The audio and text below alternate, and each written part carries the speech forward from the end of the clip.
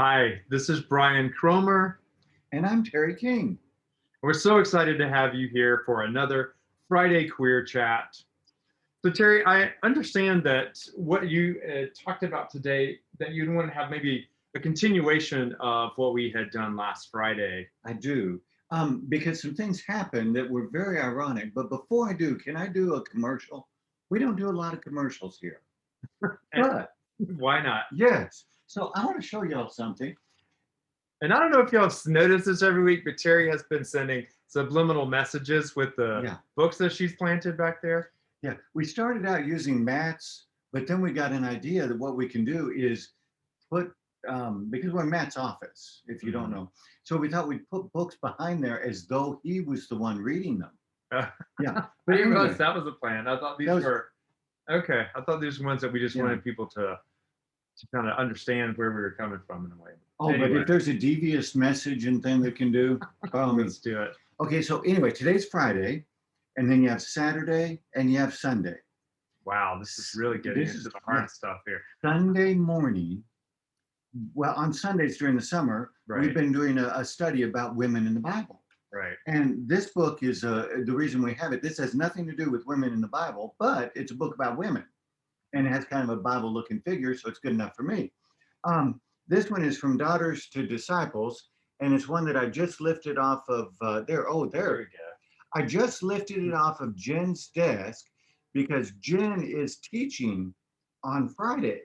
Or me, no, Sunday. On Sunday. Yeah, 2 days from now. Yeah. So she's teaching, and she is so excited. She's going to teach about some of the women in the Bible. And so what we wanted to do is make sure you all know, and because she has done so much for our group, we Right. want to support her Absolutely. by having a big crowd. Absolutely. So Lots of are you people. going to be there, darling? I don't know. Okay. I don't know. Well, I will be there, and I'm Yeah. looking forward to it. That's it. That's a whole different time. We're also having communion on Sunday. Oh, wow. So that'll be interesting. Okay. I'm gonna help So serve just that. let me address. So I'm working through some trauma and Mhm. religious trauma, Right. and I can handle being with him. But sometimes groups they're in yeah. Yeah. So So that's that's fine. That is. yeah. So that's why I completely can advertise do what you ought to need do. Well, that's not the only reason. Anyway, so Friday last week, Right. that would be 7 days ago. Yep. Yeah. Okay. So Friday we had this wonderful conversation, and we had our guest Jason, Right. Good friend of and mine. aren't you excited? I remembered for a whole week. Yes. Wow. Yeah. He's single. That's why. There Anyway, you go. so Oh my gosh, you his must be really transition. infatuated because you like got all tongue. I got all tongue thinking tied. about You that, just so never know. Yeah. There you go. Yeah. So, but he has transitioned from female to male, Mhm. and I'm transitioning from male to female. I think a minute about I that. had to think about that, but I'm confused. I mean, you're a woman, so that's all that matters, right? More than a woman to me. So we were talking about some issues and some of the distinctives between the experiences of people, and of course, every one of us has our own experience. Mhm. But one of the things we talked about, and you were asking some questions Right. about, like when we first go out in public dressed Right. as our preferred gender, Right. and going clothes shopping and Mhm. things like that. And so the background to it, Friday morning, I woke up a week ago and I realized it was my 6th anniversary of sobriety. Yay! Good job. I'm going to ride that horse as long as I can. And Well, right it so you got your seventh year. yeah, to my so, 7th one. You know, why not? Yeah. So I thought, hey, I'm going to have fun today. Mhm. So I put on a sexy top, that gold Yes, with I the loved it. I'm spaghetti. gonna borrow that. Yeah. Oh, yeah. And I had on some, you may not have seen on screen, I had on some cute white capris. Mhm. And I was ready for the day. Had my makeup. Today I don't have Yep. my makeup, but so I was charged. I was sober and I was sexy, and I was then a girlfriend of mine and I got together and we went shopping.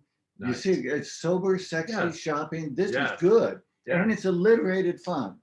So Always the best kind to have. that is until. So in our Wow. conversation here, we talked about, what's it like when you go to a store Right. and you want to try on things, Right. and the differences in going to dressing rooms and things like that. And early on in my transition, I would kind of sheepishly ask for permission or whatever, or salesperson would or wouldn't let me, or I'd, Right. And we talked about that. We did. And we sort of talked about Jason had a slightly different experience, but I think where you were coming from is you really hadn't had a bad experience shopping. Not And really. and we should have knocked on wood. We should have knocked on wood. Yeah. That's right. And I'd had a couple times when, somebody had said, well, the men's dressing room's over there. Whatever. But at that point, I'd just blown them off. Right. I said, fine, you don't get to sale. Right. And so I thought, I got this thing lit. Right. And it's easier to pop your balloon the more air you put in it. And so that day, I spent the day filling my balloon with air. Wow. And so then my girlfriend and I went shopping, and we were at a local store, and we had a wonderful time, and Right. just looking at this, looking at that. We each went back to the dressing rooms. Right. And the lady that works back there, she took my girlfriend back and unlocked the door and got her set up. Right. And then she came back to me. And I'm standing there waiting, and I'm holding in my hand 3 dresses. And so she looks at me and says, I'm going to have to get some help. I said, oh, why? And she said, well, I need to see. Well, at first she had started to point toward the men's dressing room, and that didn't fly. And then she was saying she needed to get some help. And I said, well, why do you need help? Yeah. Kind of like, why ever do you? And so I just kept pressing it. Right. And this poor woman, she was just overwhelmed. She was not ready for a me. There's more me's around, but she had not experienced it. Right. And so I kept pressing and said, well, I need to ask her, I need to talk to a supervisor. I said, is there a problem? And, and finally I said, might it be because I'm transgender? And she didn't want to answer that question, of course. And so she said, well, I need to talk to some. And I said, well, let me make it easy for you. You don't need to talk to anybody. I am legally a woman. The law has determined that I'm a woman. And so don't worry about a thing. And I've been holding these dresses. Right. Now, this next part of it, I was not nice. Don't try this at home. It's not nice. I'm holding up these dresses, just waiting to be able to go try them on. And so how long had this taken place? I mean, I know time gets a little distorted when you're in the midst of it. But this was about, this was a probably 3 or 4 minute conversation. Okay. It had gone on for a little bit. Okay. And so I said, you don't need to call anybody. And I just turned loose. And I let them fall to the floor in front of her. Wow. And I said, that's all right. And I turned around and walked away. Wow. And I did stop and talk to a manager. And I had a dramatic flare. Then I pulled out my IDs. Right. One at a time. Right. And I pulled out my driver's license. And then I pulled out my military retiree and my veterans cards. Wow. So I was literally playing the veterans card, And then I pulled out other things that had my name, like my AAA card and other things, Right. And if AAA says it, it has to. Well, that should be the gold standard, right? Yeah, because that's who's going to come bail you out in the middle of the night when you're broke down. And so, you got to trust them. So, and the woman realized what was coming, and I could see the blood just draining. So you're saying the manager. The manager. Okay. Right. And I just said to her, according to the law, I am a woman, and this is my name, and you'll notice that that's the same gender and the same name on every one of these. Right. Right. And she was very apologetic, and I told her that the lady was not rude, she was polite, she was just overwhelmed. Right. But she needed training, obviously. Right. And so the lady just kept apologizing and saying, I hope you'll give us another chance. And I never. So was this a large store? It was a like at the mall? Store. It was not at the mall. So was it a national chain or was it a local? It's at least a regional chain. Okay. Yes, I'm waffling. I'm trying to avoid nailing them on this with this broad audience. Right. Yeah. And so anyway, so she kept, well, I'll take care of it. This won't happen again. I hope you'll give us another chance. And I never answered. I just gathered my stuff up and left. Well, I had pretty reasonably handled myself through that experience. But then when I got back out to the car, and I happened to be driving, so I dropped my girlfriend off. Right. And then as I was driving home, it had turned dark. And I have enough. It's getting harder to drive in the dark anyway. Yeah. And so, and I was in a part of town that I was not as familiar with. And so, but I was crying, Mm. and I didn't know where I could safely stop. Right. So I just, Mm. and it's really hard to drive when you can't see. Now that doesn't Right. always bother me, but at that particular, Well, it didn't used to bother you. that's right. 6 years ago, that didn't bother you. 6 years ago, yeah, Now you decided seeing and driving yeah, is a critical it is. combination. Yeah, 6 years ago, I was worried about who else would see me driving. Yeah, now I'd like to see where I'm going. Right. So it's very difficult. And I got back to my apartment. I made it there, and I sat in the parking lot, and I had texted a couple girlfriends, but it was late at night by that point. Right. Right. And I didn't get my text. I'm sorry, girlfriend. All right. Thank Yeah. you. Yeah, You know I'm always here for you. I do. Okay. I do. Good. You ever Yes. need anything? But what I did do Mm-hmm. is, and I have worn this number out over the years. Mm-hmm. I called the Veterans Crisis Line. Hmm. Because we think of the suicide line element of it, and that is a part of it. But it's actually if you're in distress, right. And I was, and I would, and so I called, and the gentleman answered, and we talked, and I just started bawling, Yeah. and he just did a wonderful job. He said, Wow. just let it out, Wow. let it out. That's very nice. And I want to highlight that that's who I called, because a lot of people in the LGBTQ community suffer from depression and other issues, and we have a much higher suicide rate. Right. And particularly in the transgender community, it skyrocketed. Right. Oh yeah. So I never be afraid to call. And I think that's a great advice to try to call or get some support when you're sort of in that moment, way before you get to that sort of final decision. I had something similar happen to me. Okay, tell me about and I think it really sucks, because a lot of times when we get comfortable in our identity, somebody just got to come along, like you're saying, like we let that balloon get overfilled and someone comes along and pokes it. So I had a class my first semester, fall semester. You've always had class. Well, this is a religion class, and we did videos, like sort of 3-minute flip grid videos, and the professor would have a prompt for the week, and we're doing something with regards to issues in America. And there was an older student who was talking about how, and he didn't say LGBT, he didn't say it, but he said so many of the problems in this nation are because things that we used to condemn, things that we used to, be ashamed of, are now trumpeted in this country under the name of pride. And then we need to go back to these moral values and blah, blah, blah.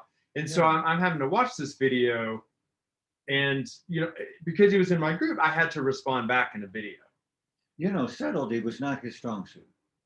Well, I don't know if he was trying to be subtle or not, but in that moment, I think initially I was just so shocked. And I don't know if that's what you felt initially. It sounded like you got over that shock pretty quickly and were able to deal with it.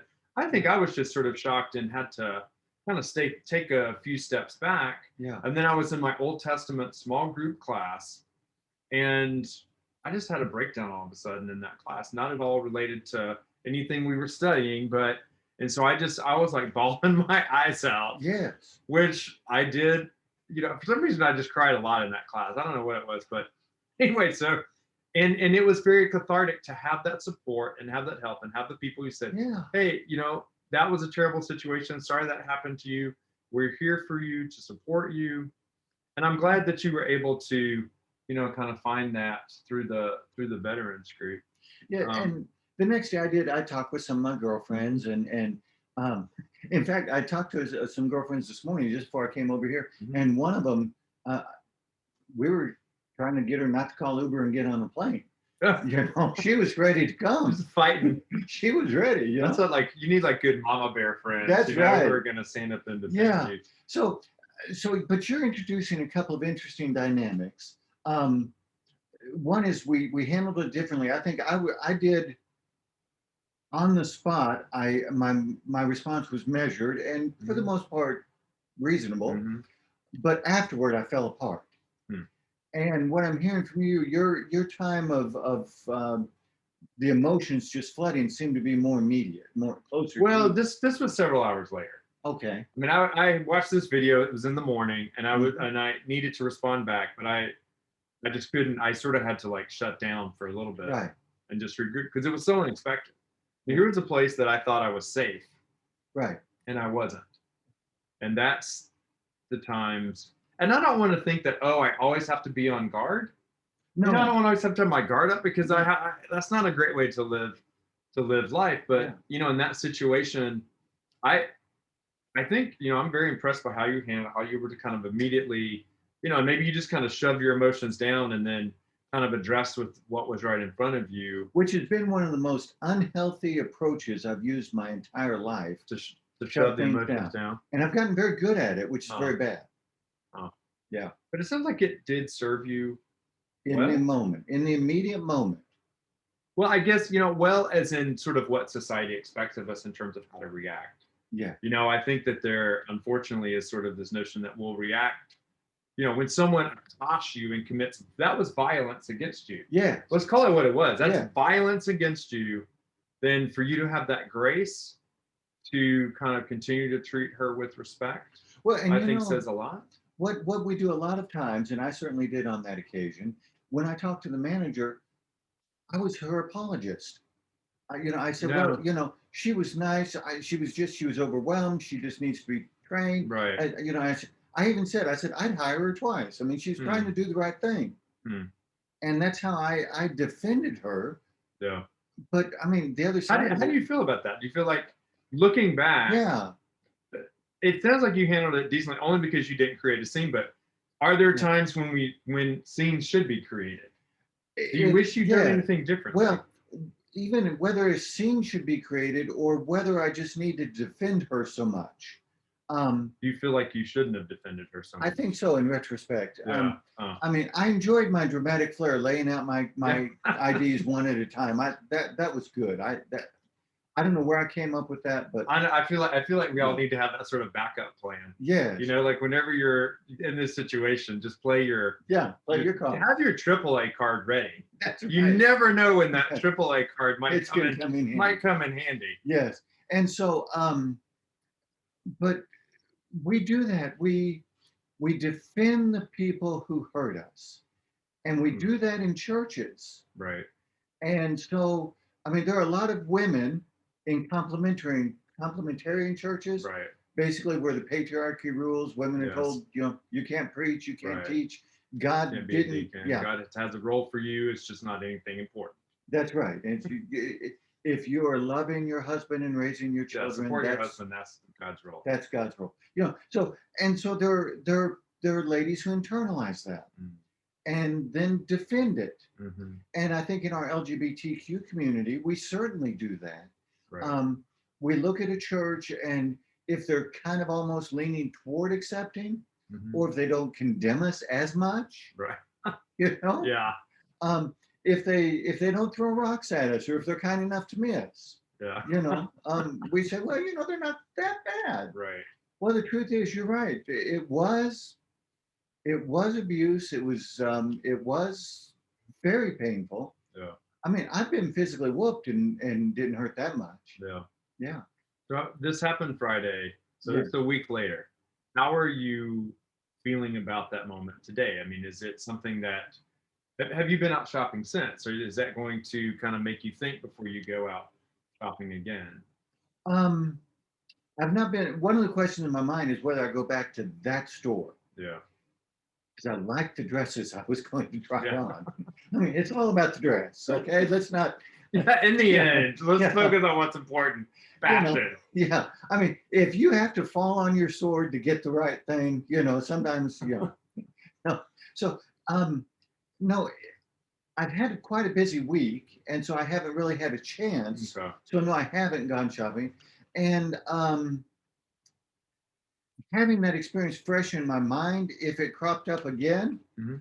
I think I would probably become more quickly, more decisively, more um, expressive. I just expressively expressive. Yeah, and I was Wasn't waiting for that? the punchline. So I was trying to figure out now where do I go with this? I would be pissed off and I'd let him know it. How's that? yeah. Yeah. Huh. I would not be as nice. And I think I would, instead of, just dropping them, Yeah. that's a nice, that, but I think I would have, like you said, perhaps Right. thought more about causing the scene. Now here's an interesting question for you, Terry. Okay. Were you thinking at all, or have you thought at all about,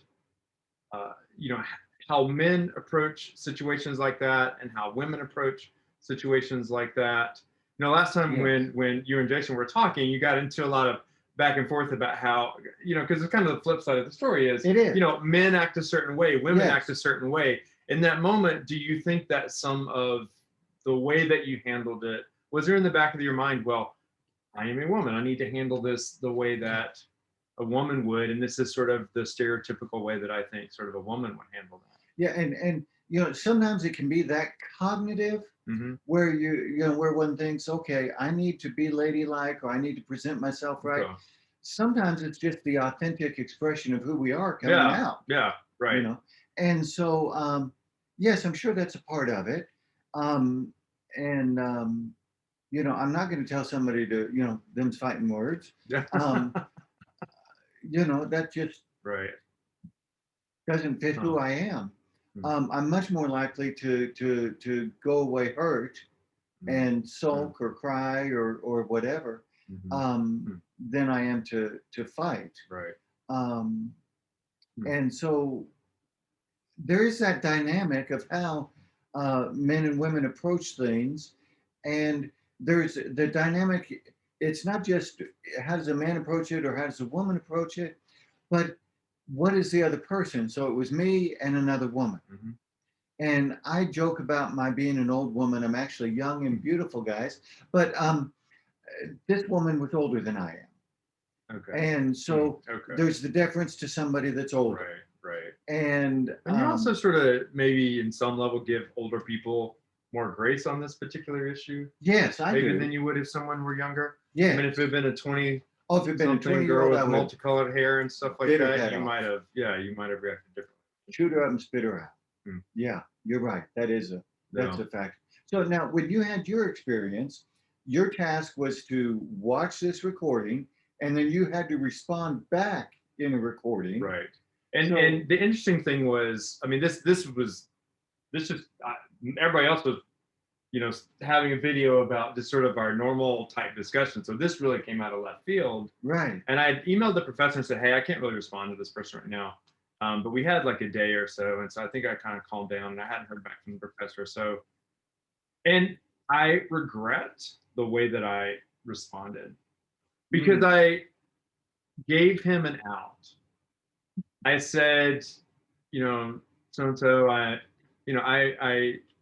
kind of listened to your video, and I have to say I was a little bit surprised at where you're going. And you didn't say this specifically, but but I sort of interpreted it as that. If that's not the case, I'm sorry I interpreted it wrong. mhm. And so I really kind of somehow made it act like it was my fault if I interpret it badly. And so Yes. then he sort of came back and didn't really address it directly, but said, oh, well, what I was meaning to say Right. was like something like way out in left field, like had nothing at all. And Yeah. so we were able to just kind of like put it behind us as And if, go on without he dealing with it. hadn't done that. And I Yeah. sort of, and I tell you, I think if we had been in person, Yes. and had some sort of friendship or, had that connection in that way, I might Mhm. have addressed it differently. Yeah. But I did ask a couple of people, and this was an older African American man. So I did ask. I have a lot of good Black friends at Columbia, where I go to seminary, and I asked a couple of them. I was like, hey, and one of them was sort of adamant. It's like, hey, this is really hard for him. This is an issue from the Black church, and It is. you can just give him a little grace on that, then that might be helpful. And so I listened probably to that advice more Mhm. so than what I was saying. And maybe she was 100% right. Maybe I did exactly what I should have done, but Mhm. I just kind of wish that I had addressed it uh, more directly in a very respectful way, whatever, but that I hadn't kind of given him an out. Right. Because if you're saying, was used to be under the table, people were ashamed, but now in the name of pride, I Right. mean, I don't, there's nothing else that could have been, but Right. Yeah. Well, and so I've had the opportunity through my career to teach some hmm uh, classes and some postgraduate work hmm with people in ministry, and it's specifically in preaching and worship. hmm And we would give feedback. right. And what I discovered the worst technique for helping someone improve Mhm. is post performance feedback. Okay. No, because what happens is you could have done this better, you could have done this better, you did Okay. this great. That never translates into their next sermon.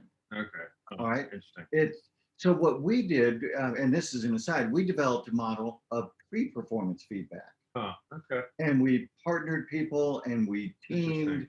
And so, but Hmm. that's a whole different subject. But when you're giving feedback in an academic setting, hmm and particularly in when you're talking about somebody's preaching, we have to But this honor wasn't, this somebody's. wasn't a sermon. This Okay. was just kind of we just had to do like a 3-minute video response on, something that we had watched and kind of incorporate it into the books and things that we'd read. Oh, then you shouldn't nailed it. No. But no, I mean, when you're giving feedback in an academic setting, hmm you do need to sometimes couch it in terms where you hmm soften the blow. Right. And I've done that. I do, though. I have a Darth Vader homiletics award, and it was after I had a student who did not prepare, did not do well, and it was so evident. Yes. And I just nailed that individual. We oh, and but it was at the end of it happened to be right at the end of the course, and so like a days later were the end of course reviews hmm where the students give us feedback, Right. and oh, I got nailed from every Uh, direction. So one of the other instructor's spouse, oh, I got to come back. Okay, well anyway, real quick, the spouse brought me that award, okay. made it on the Excellent. computer. Excellent. Yeah. Amazing. So anyway, So, yeah, you want to give feedback and you want it to be focused and you do want to do it yeah. gently, constructively.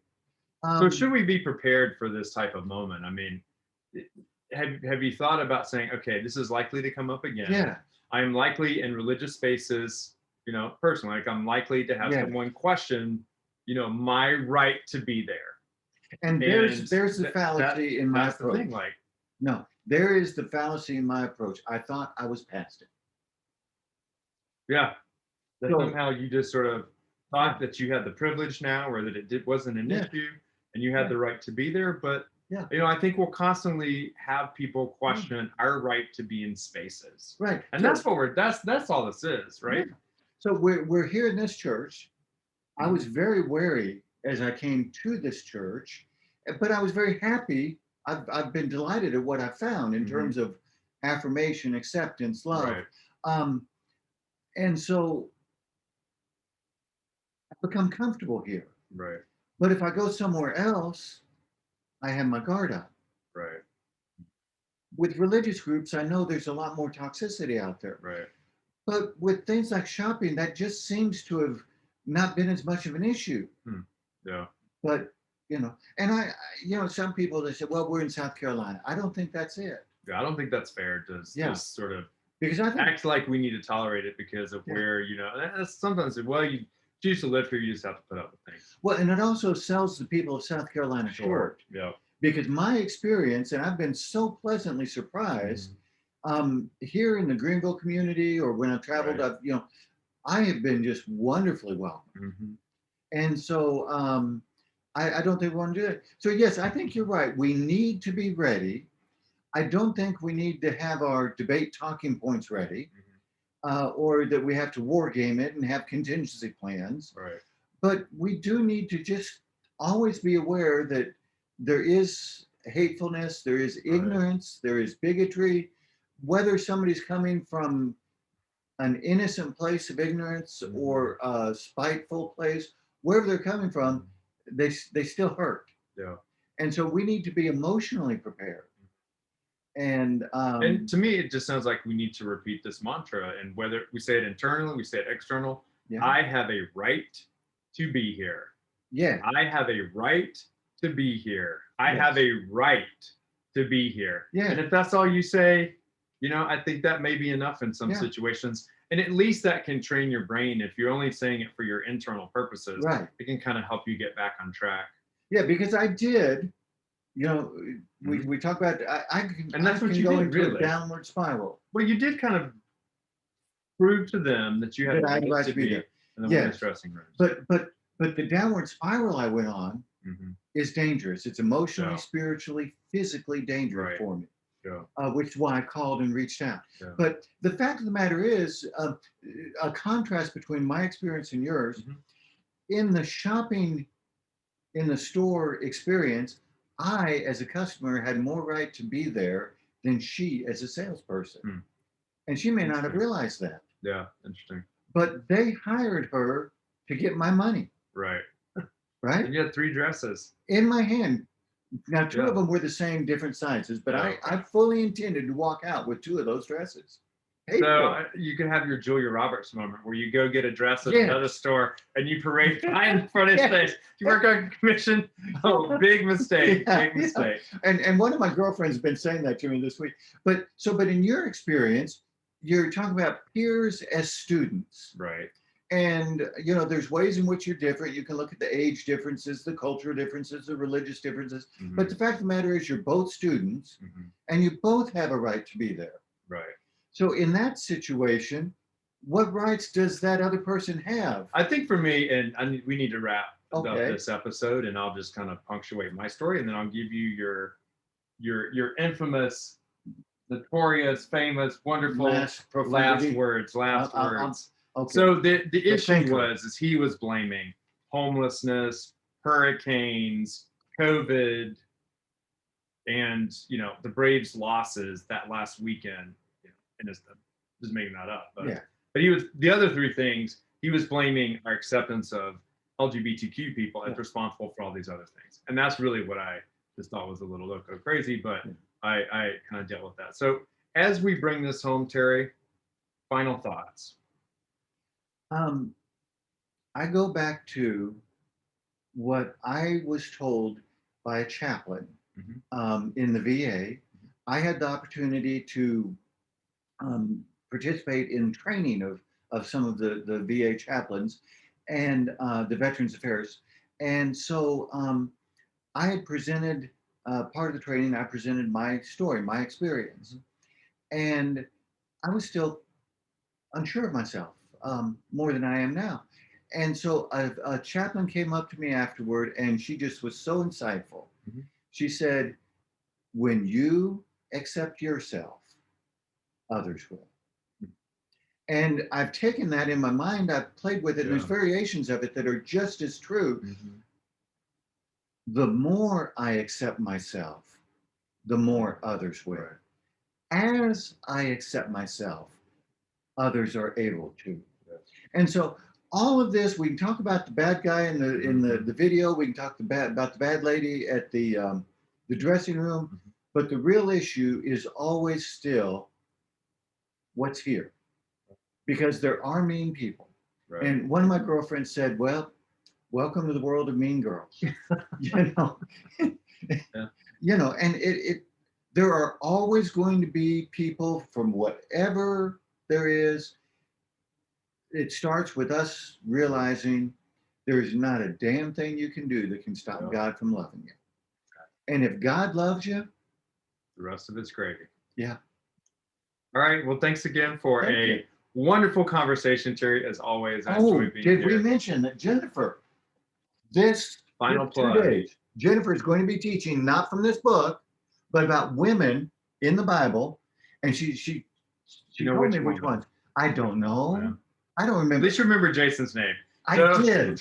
Thank y'all so much. Sunday, we want a great Sunday, big crowd. 9:30, Fellowship Hall. Affirm Hope to Jennifer. see everyone there. Great. Thanks. Bye-bye.